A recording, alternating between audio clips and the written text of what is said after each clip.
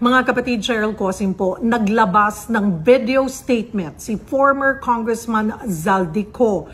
At dito ay inihayag niya ang serye ng mabibigat na aligasyon laban sa ilang mataas na opisyal ng pamahalaan. At kabilang po dyan na idinadawit niya ay ang Malacanang, ang palasyo, kasama umano si Pangulong Bongbong Marcos, maging si dating House Speaker Martin Romualdez at Budget Secretary Pangandaman. So narito po ang pahayag niya, narito po ang kanyang video statement. Alam ko, nabuo ang galit ninyo sa akin ngayon. Nauunawaan ko rin kung bakit. Lalo na at malaki ang halagang nakataya. Pero bago kayo humusga, hayaan ninyong ipaliwanag ko ang buong katotohanan. Matagal akong hindi nagsalita dahil may direktang utos sa akin. Huwag nang bumalik ng Pilipinas at manahimik na lamang.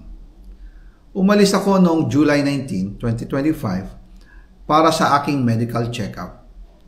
Nakaplanong bumalik pagkatapos ng SONA ni Pangulo. Pero habang papauwi na ako, tinawagan ako ni dating Speaker Martin Romualdez at sinabihan, "Stay out of the country. You will be well taken care of as instructed by the President." Noon naniniwala pa ako sa kanila, kaya't hindi ako bumalik.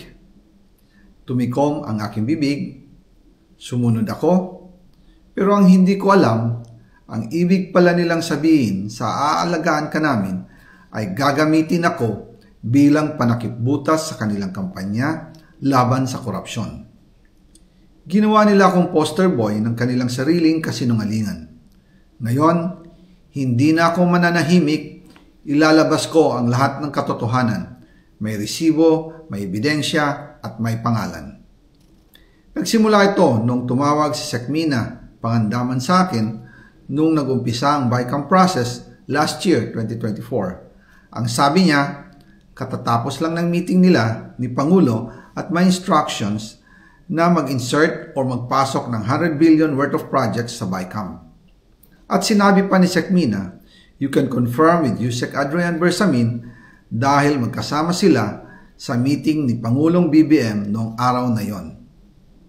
Tinawagan ko po agad si Yusek Adrian Bersamin at tinanong ko kung may instruction nga ba ang Pangulo na magpasok ng 100 billion during their meeting. Ang sabi niya ay totoo nga po.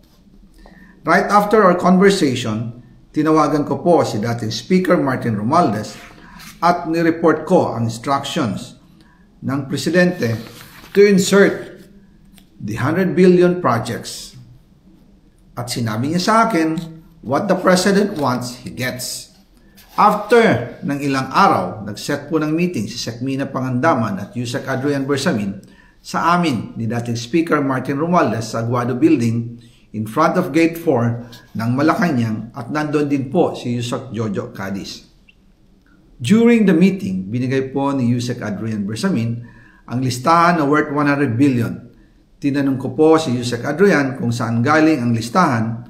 Ang sagot niya, galing kay PBBM mismo at binigay niya ito mula sa brown leather bag. Nung sinabi po ni Yusek Adrian Bersamin yung brown leather bag, naalala ko noong nasa Singapore kami right after the elections of May 2022 sa Hilton Hotel, kami ni dating Speaker Martin and PBBM habang pauwi at pabalik ng Pilipinas, hinabol ng PSG ang brown leather bag at ang sabi ni PBBM, maiwan na lahat, wag lang ang brown leather bag. Kaya naniwala ako na utos talaga ito ng Pangulo. Pagkatapos ng ilang araw, I informed sina dating Speaker Martin Romualdez, Sekmina Pangandaman, Yusek Adrian Bersamin, and Yusek Jojo Cadiz na kung pwede 50 billion lang ang ipasok sa program funds dahil sobra ang DPWH funds versus sa DepEd. In practice, hindi pwede na mas malaki ang budget ng DPWH kaysa edukasyon. And yung balance na 50 billion, ilagay na lang sa unprogram funds for the 2025 budget. Dahil Office of the President din ang nagre-release ng lahat ng unprogram funds. Pagkatapos ng isang araw, tinawagan ako ni Sekmina at sinabi ang mensahe ng Pangulo, ipasok ninyo yan dahil pinangako na sa akin ni Speaker Martin yan.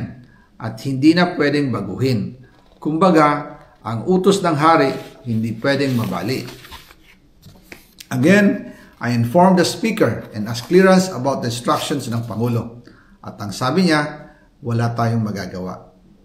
Kaya po nagtataka ako kung bakit sinasabi ni Pangulo na hindi niya makilala ang budget, samantalang lahat na binawas at dinagdag sa mga ahensya ng gobyerno ay humihingi ng approval sa kanya si Sec. Mina Pangandaman. Patuloy po kayong tumutok sa News 5 sa 1PH at 1 News para sa iba pang maiinit na balita.